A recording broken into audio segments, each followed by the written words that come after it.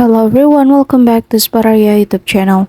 Okay guys, so in this video I would like to share you a tutorial on how to turn on floating keyboard on Infinix Smart 8 easily.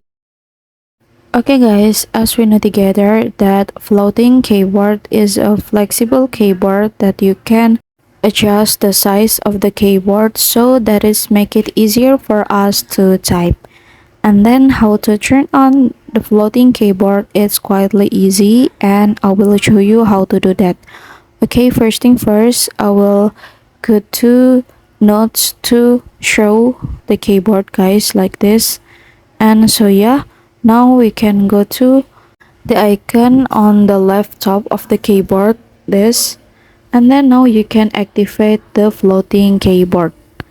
So yeah, here's the view of floating keyboard guys, and you can increase the size of the keyboard, and also you can navigate the keyboard to the place do you want.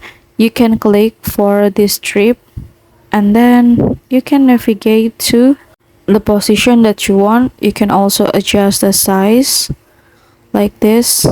And so yeah, this is floating keyboard guys.